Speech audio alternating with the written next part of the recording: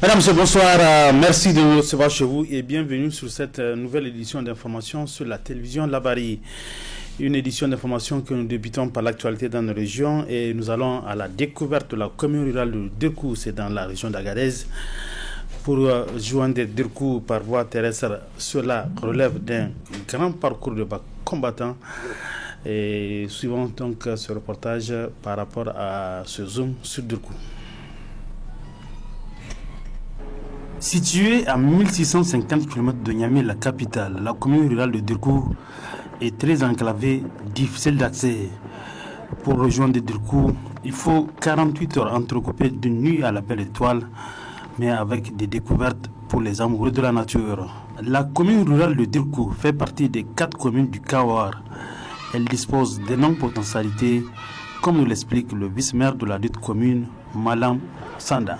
Les activités économiques, en tout cas de la commune de Dirkou, on peut citer d'abord le maraîchage. Le maraîchage, vous avez vu, nous sommes dans une oasis, là où l'eau n'est pas tout à fait, l'eau affleure le sol, donc ce n'est pas très loin. Nous avons le maraîchage, les gens produisent en tout cas de la luzerne, des laitues, tout ce que vous avez vu au niveau du marché, c'est la production, c'est la population qui produit. Et nous avons la production des dattes. Les dattes, vous avez vu même pas que maintenant nous n'avons pas en période de production. Vous avez vu, il y a les dattes, mais aussi le natron. Le natron, on a 2 types de natron ici à Dirkou. Il y a le natron blanc qu'on appelle gournou et le natron rouge, donc on produit à Yama, ici à 30 à 35 km donc au nord de Dirkou. Et l'activité aussi, il y a le commerce. Vous avez vu, nous avons à Dirkou quand même dispose d'un marché presque régulier. Mais la plus grande activité, c'est la culture du Parlement d'Aïké, c'est la fonciculture. Donc les dates, tout le monde en possède. Et c'est la seule en tout cas, ressource qui permet de vivre à la population. Et qu'il y a aussi également des défis. Les défis, c'est en termes donc, de production, d'ensablement, des techniques archaïques de production, mais aussi d'écoulement. Malgré l'enclavement, les populations de Dirkou ne baissent pas les bras. Elles réitèrent une énième fois leur cri de cœur aux autorités. Vous avez vu la route? Oui. Il faut trouver les moyens nécessaires de nous connecter à l'intérieur du Niger. Ça, c'est à travers donc, le système de communication, que ce soit communication terrestre, avec les 260-300 km de la route rocade de la partie de l'Aïr, parce que le sable, ce n'est pas tout à fait un problème, mais c'est les 260 km de l'Aïr qui nous posent assez de problèmes de découlement de nos produits. Il faut trouver un mécanisme quand même de voir au moins de faire une bonne route goudronnée sur la voie là, avant de venir. Donc là, à 24 heures, on sera à Agadez. On pourrait mieux transporter nos produits, on pourrait bien évacuer, rapidement évacuer les malades, afin qu'ils soient pris en charge rapidement dans les hôpitaux à partir d'Agadez. Mais donc le premier blocage, c'est vraiment le système de communication. Toujours par rapport à la communication, mais c'est de développer les outils de communication modernes, notamment les nouvelles technologies de communication. Parce que quand on est loin, on peut être connecté à la population, au reste du monde avec une bonne communication. L'Internet est zéro. Donc il faut trouver un mécanisme pour que ces sociétés développent un système assez efficace de communication afin que nous on est loin mais on sera très proche des autres si on a des outils développés. Le troisième c'est les ressources qu'on a, le potentiel qu'on a. Il faut qu'on arrive à consommer ce qu'on produit. Nous produisons des dattes de très bonne qualité. Le Nigérien consomme les dattes de la Libye et des dattes étrangères venues d'Algérie et de la Libye.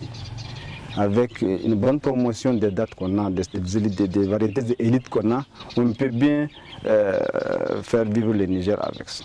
En attendant un début de solution à leur préoccupation, les populations de la commune rurale de Dirkou restent optimistes pour un développement radieux de la zone.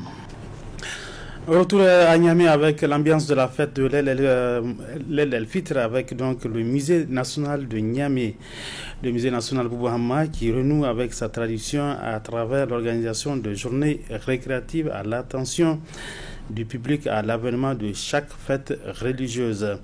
Ainsi, depuis le vendredi, jour de la fête de l'Aïd el-Fitr, ce haut lieu de la culture ne désemplit pas, et c'est le constat signé Adam Soumana.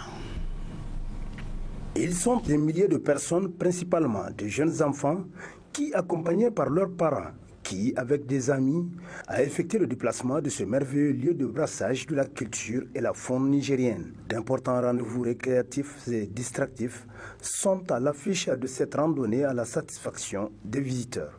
Nous sommes contents de voir cette fête pour venir au musée national. Les enfants même, ils sont contents de voir la fête. Nous sommes venus pour jouer et danser. Je trouve l'ambiance parfaite, bien et amusante. Je me suis très bien amusée. Venez tous essayer, ce musée national est très parfait. Je me suis bien amusée. J'ai vu des animaux sauvages comme le lion, l'hyène et lièvre, singe, des cigognes et des vaches. Je fais soit une bonne fête à tous mes amis. Il faut venir voir le musée national. Je suis venue m'amuser, voir les animaux sauvages. Comment tu as trouvé l'ambiance ici? Je trouve que c'est bien, tout se passe bien, il y a du monde et tout va bien. J'aimerais dire à mes amis de venir nombreux. Tout se passe bien ici, c'est la joie, tout le monde est content. Et de venir nombreux aussi. Pour leur part, les responsables du musée n'ont pas lésiné sur les moyens pour rendre agréable et inoubliable ces journées récréatives avec un programme alléchant et de belles perspectives. Les jeunes viennent pour des jeux, surtout les dandeli. C'est une activité qui intéresse tellement les jeunes. Nous avons également des enfants qui sont en train de faire les petits jouets qu'on a placés là. Et vous avez également les petits commerces qui fleurissent tout autour. Vous avez tout le monde est là engagé. On n'a même pas là où on peut en fait courir pour se 10 mètres. Et c'est vrai, et peut-être c'était une question, j'allais parler de l'aspect sécuritaire. Et le Niger, tout comme le Mali, tout comme le Bénin, en tout cas tous les pays vraiment de l'Afrique subsaharienne font face actuellement à ces problèmes de sécurité. Donc nous avons tenu en fait cette année à tenir compte de cet aspect sécuritaire en invitant, comme vous l'avez dit, la garde nationale, comme d'habitude. Il y a aussi la police nationale qui a un poste permanent. Nous avons aussi les sapeurs-pompiers. Et je dois tenir compte d'abord de parler de notre programme de sauvegarde, un programme qui a été soutenu par les plus hautes autorités de ce pays-là. J'allais parler du président de la République, son Excellence Mamadou Bazoum, lui-même qui a contribué dans le domaine d'acquisition parce qu'il nous a offert un crocodile.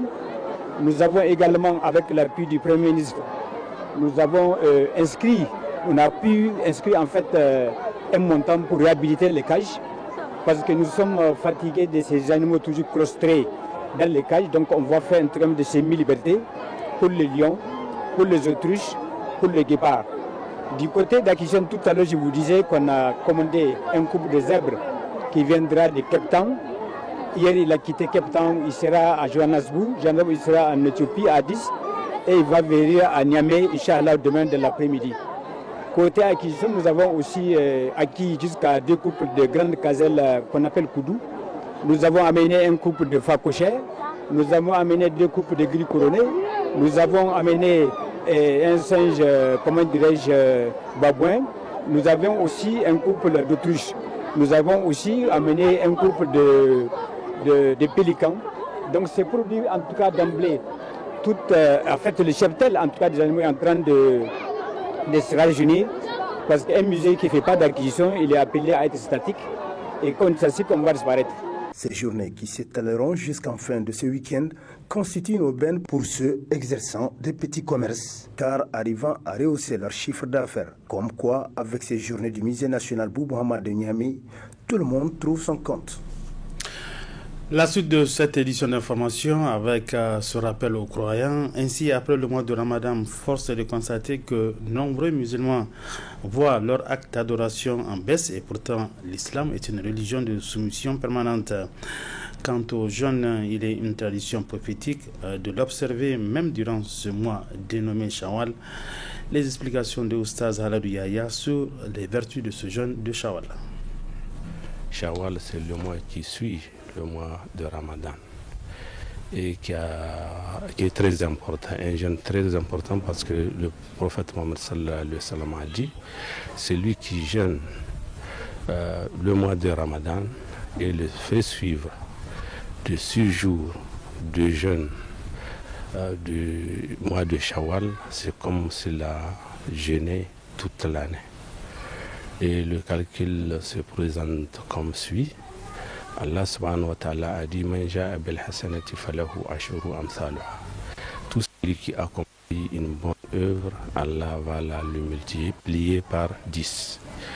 Donc un mois multiplié par 10, ça fait 10 mois. Et 6 jours multipliés par 10, ça fait 2 mois. Donc 10 plus 12, ça fait 12 mois de l'année. Et ceci est très important à gagner.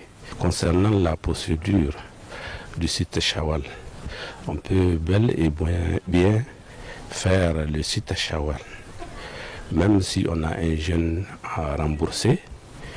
Et donc, puisqu'on a encore 11 mois jusqu'au mois de Sha'ban pour rembourser le jeûne obligatoire qu'on a raté, on peut bel et bien donc, commencer par le site Shawwal. Et Aïcha radiallahu anha avait donné un témoignage selon lequel elle retardait le remboursement du jeûne jusqu'au mois de Sha'ban, qui est le mois qui précède le mois béni de Ramadan. Et un volet reportage pour clôturer ce journal, il est consacré à la récupération et à la vente d'objets usés par les jeunes. Une activité génératrice de revenus que vous fait découvrir Ismaël Moumouni dans ce sujet.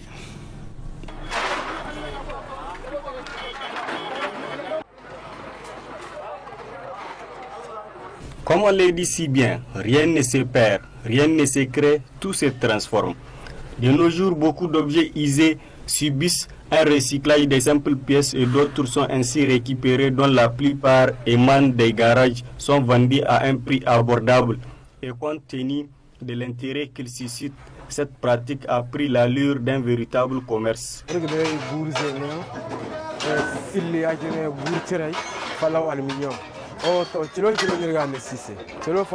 Ici on achète des objets usés comme le fil à métal rouge, de l'aluminium, etc. Le kilo est à 200 francs si c'est du fer lourd, mais pour les objets légers, c'est à 175 francs. Et pour le métal, à 3500 francs le kilo. Une fois acheminés à Lagos, au Nigeria, ces objets subissent une autre transformation dans une grande usine sous forme de baguettes direction Europe. Nigeria. Machine au kanga fofu tonga mono de maintenant ni gote iga fune mate en baguette après mkonda anesare lawo. Une véritable opportunité pour une grande partie des jeunes qui ont trouvé un boulot leur permettant de joindre les deux bouts.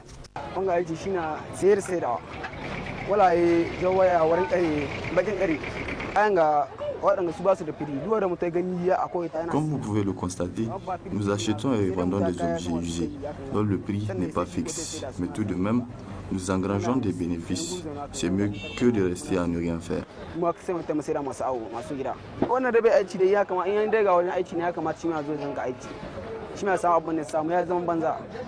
Ces objets ainsi recyclés reviennent souvent à leur point de départ et sont vendus presque au même prix que les originaux. Ce reportage a été réalisé grâce à l'appui de IMS. Ainsi prend fin cette édition d'information. Mesdames, Messieurs, merci à vous d'avoir suivi. Bonne fête à toutes et à tous et aussi bon week-end. Bonsoir.